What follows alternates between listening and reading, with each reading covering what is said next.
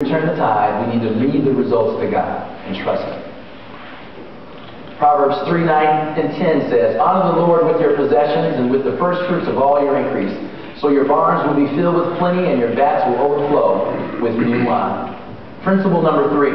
Giving with the right motive opens our hearts to receive spiritual and material blessings from God. If you open your heart to God and give, not to get something in return, but because you love God, you are opening the door to receive His blessings. Self-centeredness is at the heart of all sin. Giving is God's antidote for self-centeredness.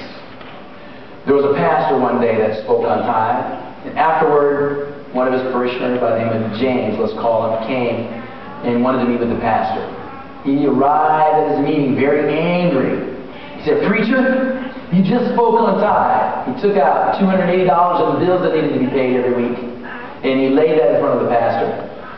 And then he placed $200 in front of the pastor. That's all he had. "Tell me how to pay $280 in bills on $200 a week in salary and pay tithe. Tell me how to do that." He was very angry. The pastor said, "James, it's clear. You're going $80 in debt in the hole every week. Is that right?" "Yes, that's right. So tell me how to make this happen."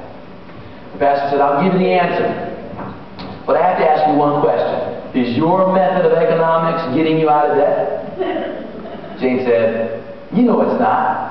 The pastor said, "If your way doesn't work, why don't you try God's way? Why don't you try God's way?"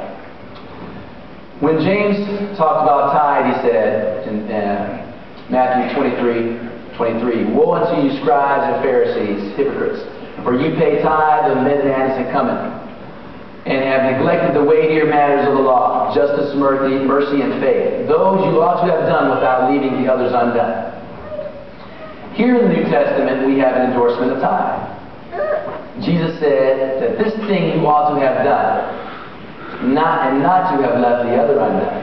In other words, have a heart filled with mercy, grace, and love.